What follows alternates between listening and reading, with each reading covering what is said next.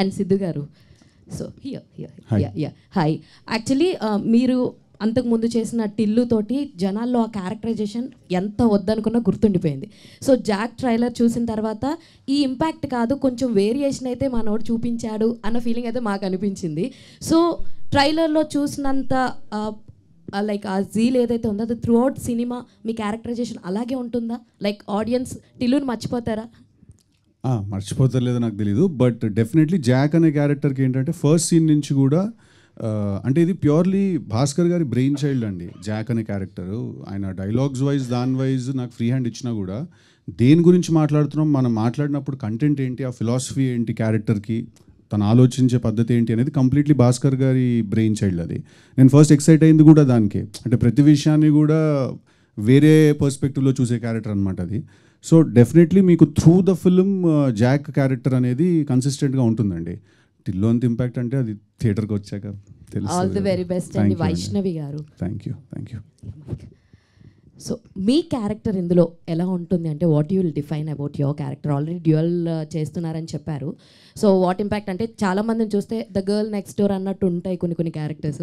So మీది స్పెషల్గా మీ character ఎలా ఉంటుంది అంటే వాట్ యూ విల్ డిఫైన్? మీకే సార్ క్వశ్చన్. సో తనకి ఒక స్ట్రాంగ్ మోటివ్స్ ఉన్నాయి. సో తను ఒక స్ట్రాంగ్ పర్పస్ కోసం ఉంటుంది. సో ఫీమేల్ క్యారెక్టర్స్ రాసేటప్పుడు కూడా నేను ఏంటంటే ఒక స్ట్రాంగ్ మోటివ్స్ ఉన్న క్యారెక్టర్స్ రాస్తాను. అట్లా తనకు కూడా ఏంటంటే తనకు భయం ఏంటంటే కథ గురించి చెప్పేస్తానేమో అని చెప్పి అది భయపడుతుంది, అంతేగాని so very good character, strong character. She did a fantastic job. Vaishnavi garu what made you choose this character? ఈ 2 క్యారెక్టర్స్లో మీకు బాగా నచ్చిన క్యారెక్టర్ ఏంటి? కాదు, మొన్నే 2 క్యారెక్టర్ చెప్పింది కానీ అందులో ఒక చిన్న ఇది ఉంది, అది థియేటర్లో చూడండి. అందుకే మీరే చెప్పండి అని చెప్తుంది. ఓకే, యాక్చువల్లీ ముస్లిం క్యారెక్టర్లో చాలా మంచిగా కనిపిస్తున్నారు, పర్ఫెక్ట్గా సింక్ అయింది అనిపించింది. అండ్ స్టార్ బాయ్ సిద్ధుతో ఆ ఎనర్జీని మ్యాచ్ చేయడానికి మీరు ఎంతవరకు కష్టపడ్డారు? ఎంతవరకు కష్టపడ్డానో చెప్పలేను, కానీ కష్టమైతే పడ్డాను to match his energy.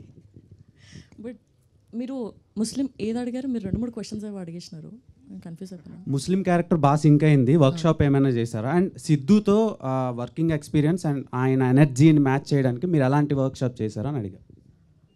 Workshop just మేము నరేషన్ అప్పుడు క్యారెక్టర్ గురించి ఫీడ్ ఇచ్చారు, అది I think that worked. But ఇక్కడికి వస్తే ఫస్ట్ నేను భయపడ్డాను యునో, బట్ సెట్కి వెళ్ళిన తర్వాత నాకు ఆయన పర్ఫామ్ చేయడం చూస్తుంటే, ఆయన ఇంప్రూవైజ్ చేయడం చూస్తుంటే చాలా లోపల నుంచి ఆ ఫైర్ ఆర్ ద ఈజ్ ఒకటి బయటకు వస్తుంటుంది కదా చేయాలి అని. సో నాకు ఆ మోటివేషన్ ఆ పుష్ వచ్చేది ఆయన నుంచి. బట్ ఫస్ట్ భయపడ్డాను.